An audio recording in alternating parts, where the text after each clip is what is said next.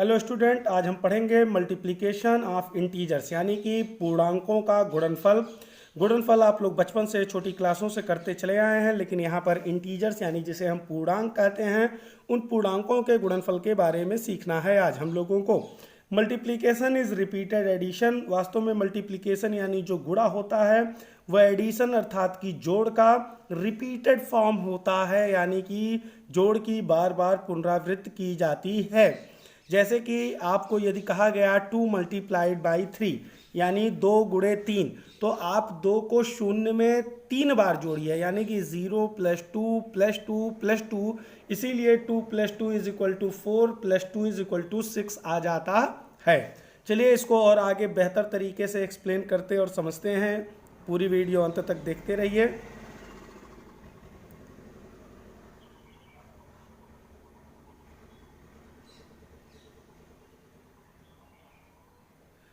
पूरे वीडियो के अंत तक आप बड़ी ही अच्छी तरीके से मल्टीप्लिकेशन को समझ जाएंगे, तो आपको किसी भी इंटीजर्स के मल्टीप्लिकेशन में कोई भी प्रॉब्लम नहीं आने वाली है। देखिए यहाँ पर बता रहा है we use the following rules for the multiplication, यानी कि हम मल्टीप्लिकेशन अर्थात गुणन के लिए यूज करते हैं, प्रयोग करते हैं कुछ रूल्स को, यानी नियमों को, सिद्धांतों को, जो कि फॉलोइंग हैं यानी नीचे लिखे गए हैं। रूल नंबर 1 यहाँ दिया गया है। पहला नियम, पहला शर्त क्या है?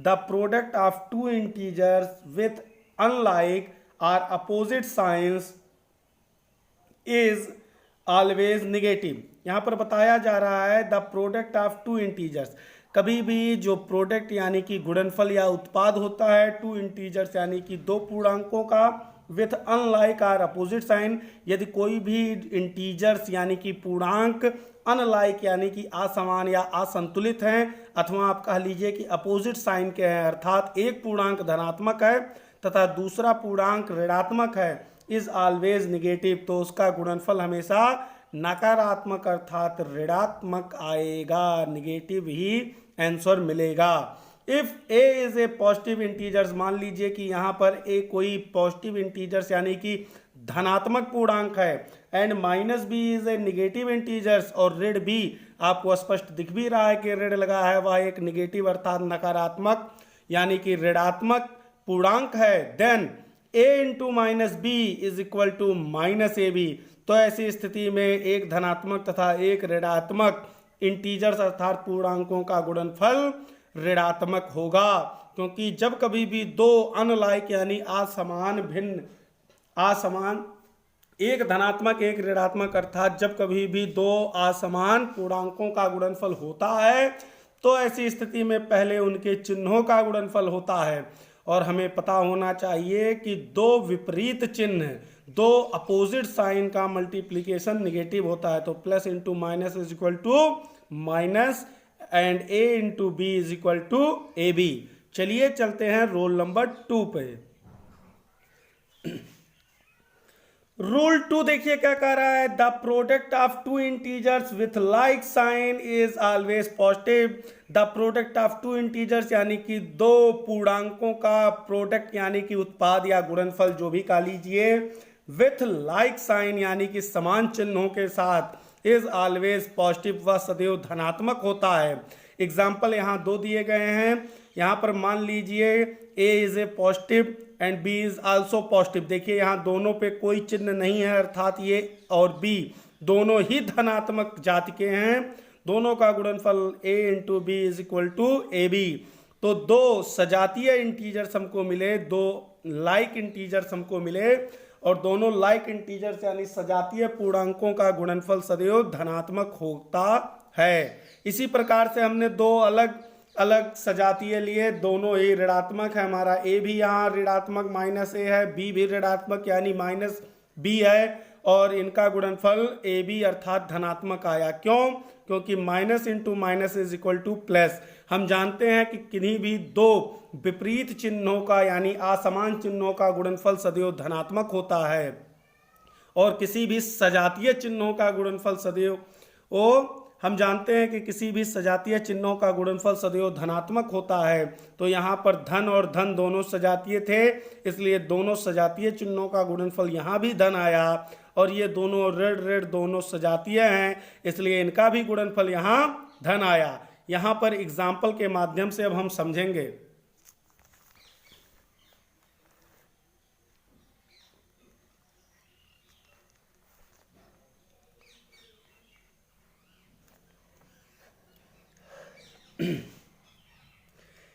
एग्जाम्पल 1 देखिए, यहाँ पर -5 इंटू 7 है, यहाँ पर 5 निगेटिव यानी कि ऋणात्मक है, 7 पॉजिटिव है, इज इक्वल टू क्या हो जाएगा, माइनस कॉमन हो गया, 5 इंटू 7 माइनस बाहर आ जाएगा, 7 5 जा 35। दूसरा एग्जाम्पल देखिए, जैसे जैसे एक एक एग्जाम्पल देखते जाएंगे आपके डाउट्स क्लियर होते जाएंगे, आपकी मैथ स्ट्रांग होती जाएगी। 6 into -9, 6 is a positive integers and 9 is a negative integers, is equal to -6 into 9, 9 6 जा 54 और माइनस रह गया। इस प्रकार से हमने एग्जाम्पल 1 और 2 में देखा कि एक निगेटिव है और दूसरा जो इंटीजर्स है वो पॉजिटिव है और दोनों के मल्टीप्लिकेशन निगेटिव आ रहे हैं। और हमने रूल नंबर 1 में यही पढ़ा था, when the opposite sign then the product is negative. जब कभी भी अपोजिट साइन का मल्टीप्लिकेशन होगा तो प्रोडक्ट निगेटिव यानी ऋणात्मक आएगा। एग्जाम्पल नंबर 3 देखिए, 12 into 13 both are a positive, both are a like integers, दोनों ही समान पूर्णांक हैं, ऐसी स्थिति में मल्टीप्लाई होगा 156 आंसर आएगा। Example number 4, -8 into -14 both integers are negative, दोनों ही पूर्णांक ऋणात्मक हैं, तो ऋण गुणे ऋण धन हो जाएगा। दो सजातीय चिन्हों का गुणनफल धन होता है, रट लीजिए, दो सजातीय चिन्हों का गुणनफल धन होता है। तो इस प्रकार से दोनों सजातीय थे, ऋण ऋण गुणा होकर के धन हो गया। 8 into 14 इज इक्वल टू 112 हो जाएगा। अब हम लोग प्रॉपर्टीज की तरफ चलते हैं, मल्टीप्लिकेशन की कुछ प्रॉपर्टियों पर ध्यान देते हैं। प्रॉपर्टीज ऑफ मल्टीप्लिकेशन यानी गुणनफल के कुछ गुणधर्म देखिए। प्रॉपर्टी नंबर 1, जोड़ हो, घटाना हो, गुणा हो, भाग हो, सब में कुछ कॉमन प्रॉपर्टीज होती हैं, जिसमें से एक होता है क्लोजर प्रॉपर्टी। क्लोजर प्रॉपर्टी आपको बता रहा है, if A and B are two integers then a into B is also an integers. यदि a और b दो पूर्णांक हैं तो उनका गुणनफल भी सदैव एक पूर्णांक ही होगा, वो कोई बाहरी संख्या नहीं होगी। यहाँ दो एग्जाम्पल हैं, example number 1 and example number 2। आप यहाँ देख सकते हैं, we better know that 3 and -4 both are a integers. यहाँ पर 3 और ऋण 4 दोनों ही इंटीजर्स हैं। 3 is a positive integers and -4 is a negative integers. When we will multiplied both, जब हम दोनों का गुणा कर लेते हैं, we get -12, हम ऋण 12 प्राप्त करते हैं। It is also a integers, ये भी एक पूर्णांक है। नंबर 2 देखिए, 5 into 7, यहाँ भी 5 और 7 दोनों ही पूर्णांक है और इनका गुणनफल 7 5 35 और ये 35 भी एक पूर्णांक है। इस प्रकार से हम कह सकते हैं कि क्लोजर प्रॉपर्टी हर मल्टीप्लिकेशन में पाई जाती है। जब कभी भी दो पूर्णांकों का गुणा होता है तो उनका गुणनफल भी पूर्णांक ही होता है। प्रॉपर्टी नंबर 2 देखिए, commutative law of multiplication. Commutative law क्या होता है, if A and B are two integers then a into B is equal to b into A. यानी कि जब कभी भी दो पूर्णांक होते हैं, एक पूर्णांक मान लीजिए a हो, दूसरा b हो, उन दोनों का गुणा किया जा रहा हो तो उनका गुणनफल उनके क्रम बदलने के बाद b गुणे a के बराबर भी होता है। हम इसे क्रम विनिमय का नियम कहते हैं। एग्जाम्पल देख के आपको और अच्छी तरीके से समझ में आ जाएगा। एग्जाम्पल 1 देखिए, 4 into 3 इज इक्वल टू 12। पहले 4 है, बाद में 3 है, तब भी 4 3 जा 12 होता है। और हमने 3 पहले कर दिया, 4 बाद में कर दिया, 3 4 जा भी 12 होता है। इस प्रकार से हम कह सकते हैं 4 into 3 is equal to 3 into 4, 3 into 4। एक एग्जाम्पल और देखिए, example number 2, -3 into -15 is equal to -3 into -5 is equal to -15। ऋण 3 गुणे धन 15, ऋण 3 गुणे धन 5 बराबर ऋण 15। और ऐसे ही हमने 5 को पहले कर लिया, ऋण 3 को बाद में कर लिया, तब भी हमें ऋण 15 मिला। इस प्रकार हम कह सकते हैं -3 into 5 is equal to 5 into -3। Property number 3 होता है एसोसिएटिव लॉ ऑफ मल्टीप्लिकेशन, यानी कि गुणनफल का सहचर्य का नियम। If A B and C are three integers then A into B into C is equal to A B into C. जब कभी भी कोई तीन पूर्णांक मान लीजिए ए बी तथा सी दिए गए हों तो ऐसी स्थिति में उनके गुणनफल के क्रम को बदलने पर भी गुणनफल सदैव समान होता है। आप यहाँ पर देख सकते हैं कि हमने एक तरफ अंतिम दो संख्याओं का गुणा करने के बाद पहली संख्या का गुणा किया है, जबकि दाएं पक्ष में हमने प्रथम दो संख्याओं के गुणनफल के पश्चात तीसरी संख्या का गुणा किया है। आइए एक एग्जाम्पल के माध्यम से समझते हैं। 2 इंटू 3 इंटू 4, यहाँ पर देखिए हमने द्वितीय संख्या 3 और तृतीय पूर्णांक 4 इन दोनों का गुणनफल पहले किया। इस प्रकार से हमें 3 4 जा 12 मिल गया, 12 2 जा 24। इसी का हमने सहचर्य नियम किया। अब हम क्या करते हैं, 2 इंटू 3 इंटू 4 में पहली दो संख्याओं पहले दो पूर्णांकों अर्थात 2 गुणे 3 को किया, 2 तिहाई 6, 2 3 जा 6 मिला और 6 का मल्टीप्लाई 4 में हुआ, हमें 24 मिला। हमने क्रम तो बदल दिया लेकिन हमारा गुणनफल यानी कि प्रोडक्ट सेम मिला, 24।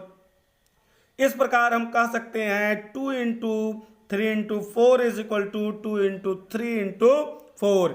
यही होता है हमारा एसोसिएटिव लॉ यानी सहचर्य का नियम, यानी कि किसी भी तीन पूर्णांकों के गुणे के क्रम को बदलने पर भी उनके गुणनफल अर्थात प्रोडक्ट में कोई भी बदलाव या परिवर्तन नहीं आता है। प्रॉपर्टी नंबर 4 होता है zero property. If A is an integers then A into zero is equal to zero and zero into A is equal to zero. यहाँ पर देखिए जीरो प्रॉपर्टी यानी कि शून्य का गुणधर्म क्या होता है। If A is an integers, मान लीजिए कि कोई इंटीजर्स यानी पूर्णांक ए है, then A into zero is equal to zero, तो उस पूर्णांक में यदि हम शून्य का गुणा करते हैं तो गुणनफल शून्य होता है। And 0 into A is equal to 0, और शून्य में पूर्णांक का गुणा करते हैं तो भी गुणनफल शून्य होता है। यानी हम कह सकते हैं कि किसी भी पूर्णांक में शून्य से गुणा उस पूर्णांक के बाद या उस पूर्णांक के पहले किया जाए तो ऐसी स्थिति में उस पूर्णांक का गुणनफल सदैव शून्य हो जाता है।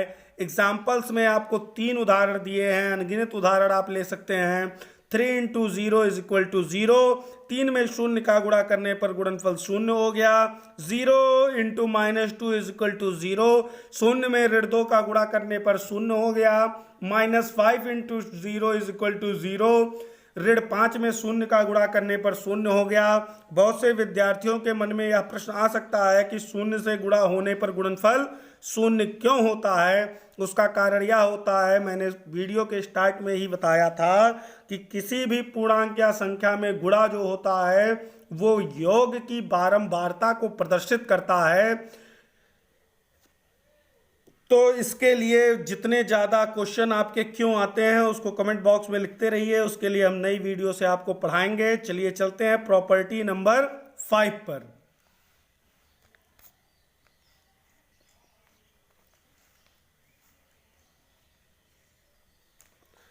प्रॉपर्टी 5 है मल्टीप्लिकेटिव आइडेंटिटी। मल्टीप्लिकेटिव आइडेंटिटी क्या होता है? गुणनात्मक प्रतिलोम कहा जाता है इसको। If A is an integers then 1 into A is equal to A into 1 is equal to A. यानी कि मान लीजिए कोई अकेला एक पूर्णांक इंटीजर्स ए है और ऐसी स्थिति में यदि उसके उस पूर्णांक के पहले या उस पूर्णांक के बाद कहीं पर भी एक से, यानी एक प्राकृतिक संख्या है, एक से गुणा किया जाता है तो वह एक दूसरे के बराबर होता है और उसका उत्तर, उसका प्रति उत्तर यानी कि प्रोडक्ट स्वयं वह पूर्णांक यानी ए होता है। एग्जाम्पल्स देखिए, 1 into -3 is equal to -3, 3 into 1 is equal to 3, 1 into 12 is equal to 12। यानी हम कह सकते हैं कि किसी भी पूर्णांक या संख्या में एक से गुणा करने पर उसके गुणनफल यानी उसके मान में कोई भी बदलाव या परिवर्तन नहीं आता।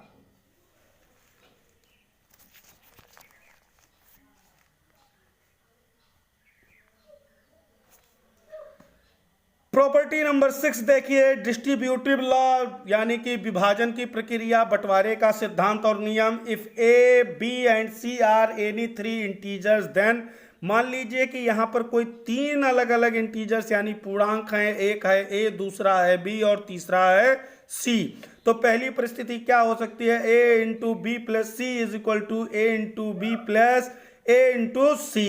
यदि हम ए का गुणा क्या कर रहे हैं, बाद के दो पूर्णांकों के योगफल में कर रहे हैं, तो वह सदैव इसके बराबर होगा कि हम जिस पहली संख्या अर्थात ए से कोष्टक में गुणा कर रहे हैं उस पहली संख्या का गुणा बी से भी कर लें और उसी का गुणा सी से भी कर लें और इन दोनों को आपस में जोड़ लें। इसी प्रकार से यदि हम बाद की दो संख्याओं के अंतर में पहली संख्या का गुणा कर रहे हैं यानी कि a इंटू बी माइनस सी, तो ये सदैव बराबर होगा कि हम दूसरी और तीसरी संख्या में पहली संख्या का गुणा करके उन्हें आपस में घटा लें, यानी कि a into B minus A into C. Example देखिए, एग्जाम्पल से आपको बेटर एक्सप्लेन होगा। एग्जाम्पल 1 दिया है 2 into 4 plus 5 is equal to, देखिए अब अगर मान लीजिए यहाँ पर 2 का गुणा हो रहा है 4 और 5 के योगफल से, तो हम बोडोमास के अकॉर्डिंग पहले ब्रैकेट को सॉल्व करते हैं। हमने 4 और 5 यानी 4 प्लस 5 किया इज इक्वल टू 9 एंड 9 2 जा 18, हमें 18 मिला। दूसरी प्रक्रिया पर चलते हैं कि हमने क्या किया कि कोष्टक के अंदर जो दो संख्याएं थी 4 और 5, उनसे बारी बारी अलग से हमने 2 का गुणा कर लिया, 2 इंटू 4 प्लस 2 इंटू 5। तो इस प्रकार से हमें क्या मिला, 4 2 जा 8 मिल गया, 5 2 जा 10 मिल गया।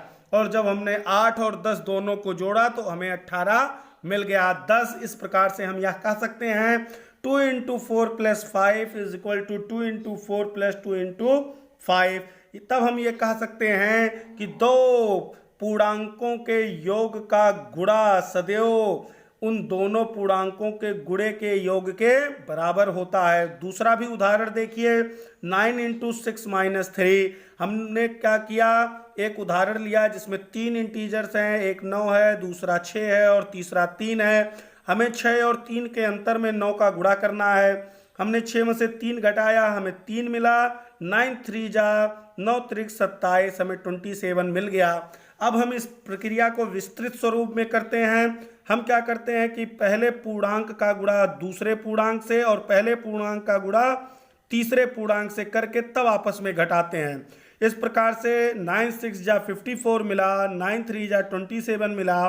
54 और 27 के बीच में जो प्रोसेस होना है वो है माइनस। हमने माइनस किया, हमको मिला 27। इस प्रकार से हमें दोनों ही प्रोसेस से 27 मिला। इसी को हम डिस्ट्रीब्यूटिव लॉ कहते हैं। डिस्ट्रीब्यूटिव लॉ में हम बांट करके क्रियाओं को अलग अलग करते हैं, किंतु उत्तर पर कोई फर्क नहीं पड़ता, उत्तर समान ही आता है। इस प्रकार हम कह सकते हैं 9 into 6 minus 3 is equal to 9 into 6 minus 9 into 3। तो आप लोगों को इससे रिलेटेड और कोई क्वेश्चन या डाउट्स रह जाएं तो उसके क्लियरेंस के लिए आप लोग कमेंट बॉक्स में अपने क्वेश्चन करते रहें। पूरी वीडियो देखने के लिए बहुत बहुत धन्यवाद। अधिक से अधिक विद्यार्थियों तक उनके ज्ञान की वृद्धि के लिए इस गणित के वीडियो को शेयर करते रहिए।